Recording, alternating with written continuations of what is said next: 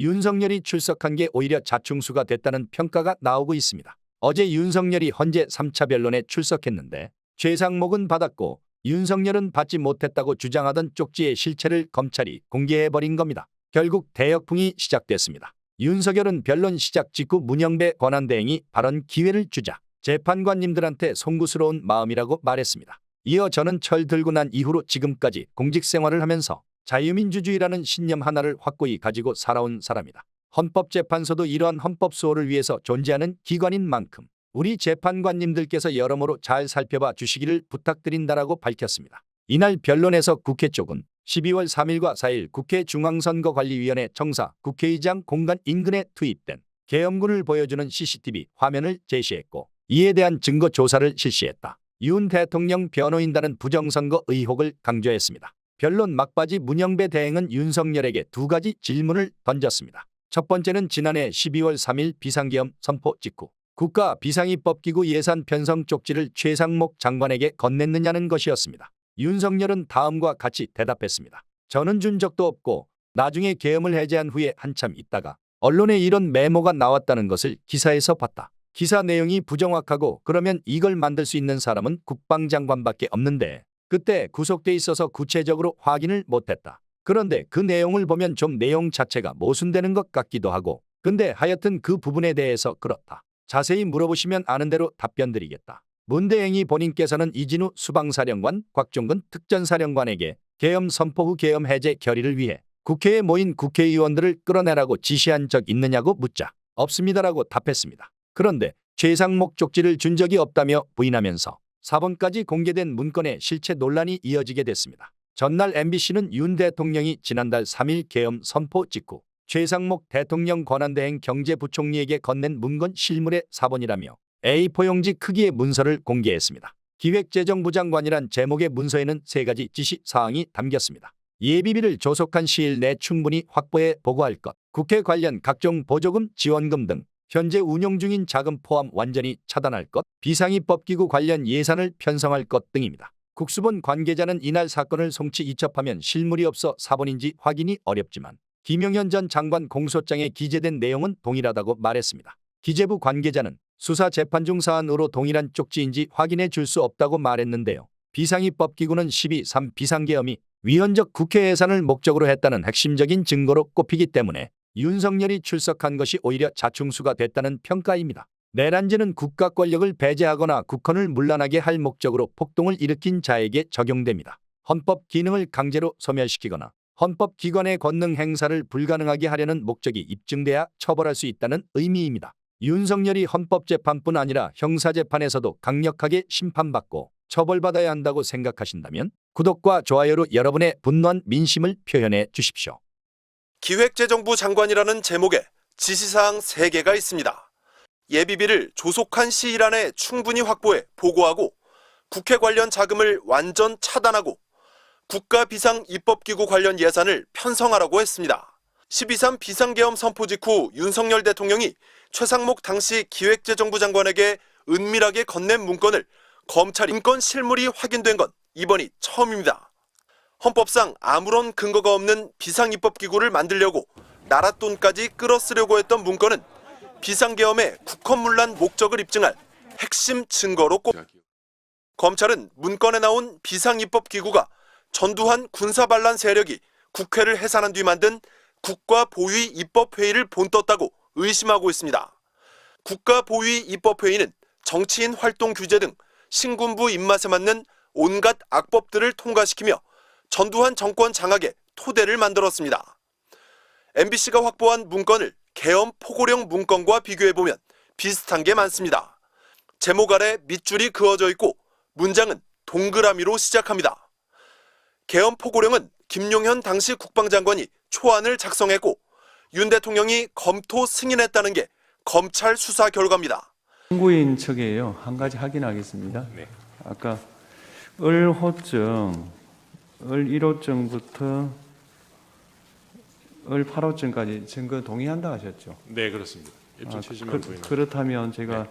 증거 채택 범위를 잘못 말한 것 같습니다. 아까 채택된 것에 더해서 을1호증이 3, 을2, 을 3호증 1 내지 6, 을 4도 추가로 채택합니다. 더 쉽게 말해서 을제 1호증 1부터 을 8호증까지 다 채택한다. 그런 뜻이 되겠습니다. 이 채택된 서정과 영상에 대해서 피청구인 측에서 서정 요지와 영상 재생하십시오.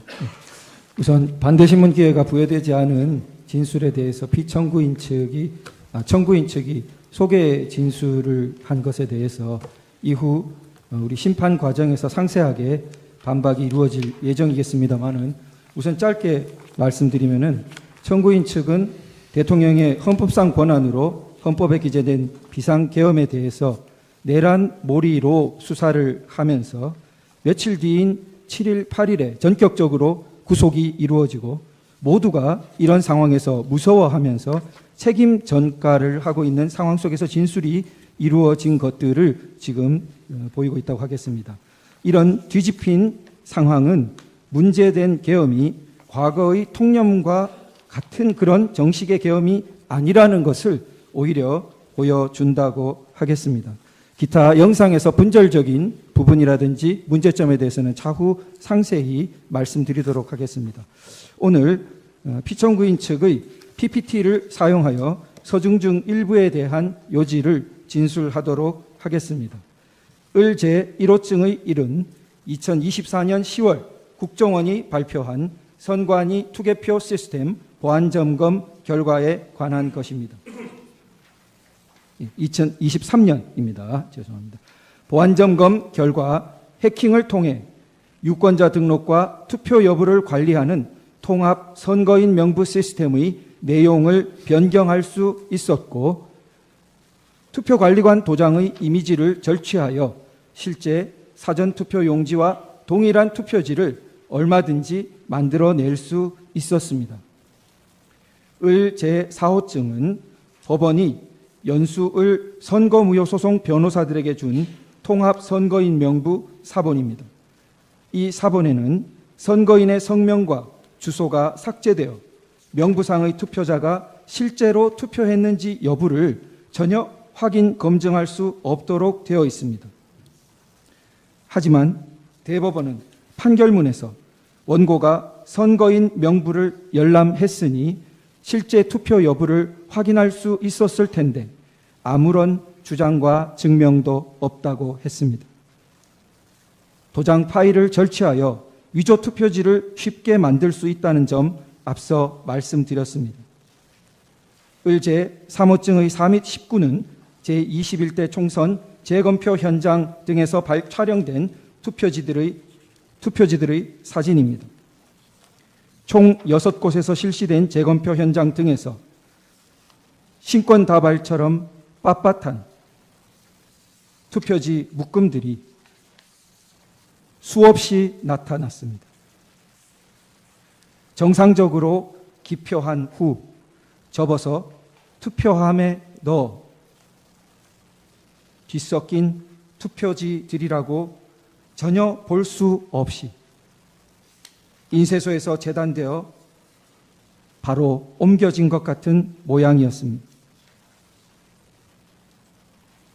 을제 3호증의 4는 선관위가 홈페이지에 게시했던 영상물을 캡처한 사진입니다.